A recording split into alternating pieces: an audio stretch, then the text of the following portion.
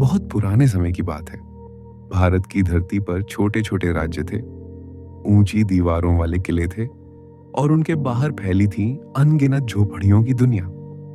उसी दुनिया में धूल और पसीने के बीच एक साधारण सा लड़का पैदा हुआ।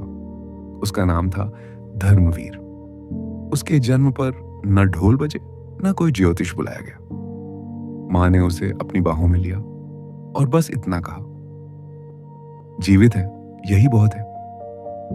धर्मवीर का घर मिट्टी का था। बरसात में टपकता, गर्मी में तपता। उसके पिता पत्थर तोड़कर जीविका चलाते थे। मां दूसरों के घरों में काम करती थी। धर्मवीर ने बचपन में खिलौने नहीं देखे, पर उसने लोगों के चेहरे जरूर देखे, थके हुए, झुके हुए, डर से भरे हुए। वह अक्सर सोचता था, सब लोग ऐसे क्यों रहते हैं? एक दिन उसने अपने पिता से पूछा, हम हमेशा झुके झुके क्यों चलते हैं? पिता ने पत्थर रखते हुए कहा, क्योंकि बेटा, हमने सिर उठाना सीख लिया तो रोजी छिन जाएगी। धर्मवीर चुप हो गया, पर उसके भीतर एक सवाल जन्म ले चुका था। समय बीतता गया। धर्मवीर बड़ा होने लगा। राजा के सिपाही जब गांव में आते तो लोग सांस रोक लेते। कर वसूली के नाम पर अपमान होता और विरोध करने की हिम्मत किसी में नहीं थी। एक दिन वही हुआ जो धर्मवीर के जीवन की दिशा बदलने वाला था। राजा का एक अधिकारी घोड़े पर बैठा गांव में आया। उसने सबको पंक्ति में खड़ा किया। जब धर्मवीर के पिता की बारी आई तो अधिकारी बोला, पूरा कर नहीं है। पिता ने हाथ जोड़े, महाराज, इस बार काम नहीं मिला। अधिकारी ने हंसते हुए लात मारी। पिता जमीन पर गिर पड़े। धर्मवीर दौड़ा। पहली बार उसने किसी बड़े के सामने आवाज उठाई, उन्हें मत मारो। अधिकारी ने उसकी ओर देखा और तिरस्कार से कहा, अरे पत्थर तोड़ने वाले का बेटा, तेरी औकात क्या है बोलने की? उसने कोड़ा उठाया और धर्मवीर को मारा। उस पल धर्मवीर को दर्द कम हुआ, गुस्सा ज्यादा। उस रात उसने पिता के घावों पर पट्टी बांधी। मां चुपचाप रो रही थी। धर्मवीर ने कहा, एक दिन ये सब बदलेगा। मां ने उसकी ओर देखा। बदलाव तलवार से नहीं, हिम्मत से आता है। वह वाक्य उसके भीतर बैठ गया। धर्मवीर ने गांव छोड़ दिया।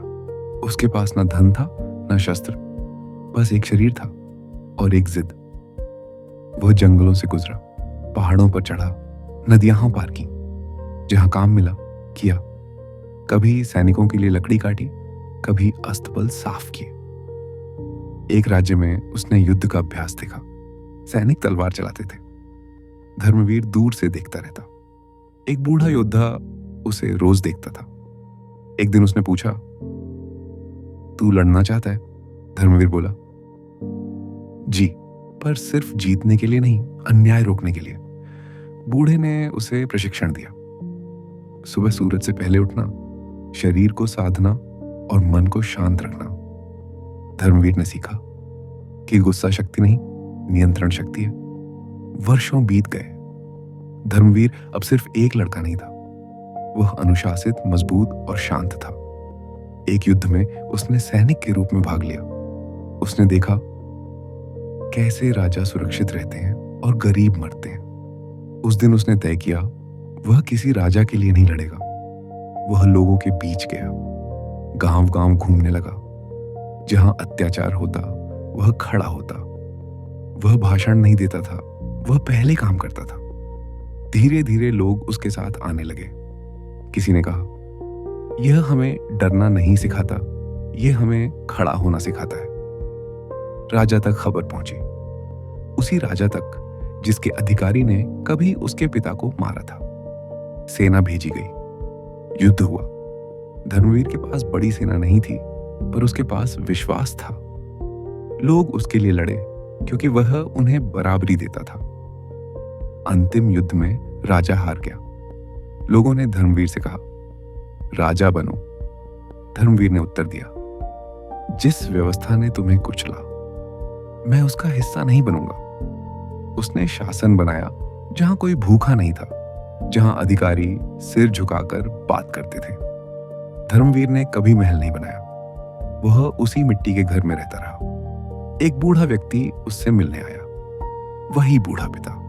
उसने कहा, तू राजा नहीं बना, पर तूने इंसान बना दिया हमें। धर्मवीर मुस्कुराया। उसने कहा, इतिहास नामों से नहीं, बदले हुए चेहरों से बनता है। और वह सही था, क्योंकि उस लड़के का नाम शायद किताबों में छोटा रह गया, पर उसकी सोच पीढ़ियों तक चलती रही। धर्मवीर कोई राजा नहीं बना, कोई देवता नहीं बना, वह बस इतना कर पाया कि इंसान को फिर से इंसान बना पाया। क्योंकि असली क्रांति सिंहासन बदलने में नहीं होती, असली क्रांति होती है डर से आजादी में। और याद रखना, अगर तुमने एक दिन अन्याय के सामने खड़ा होना सीख लिया, तो उसी दिन तुम्हारी मन की यात्रा शुरू हो जाती है।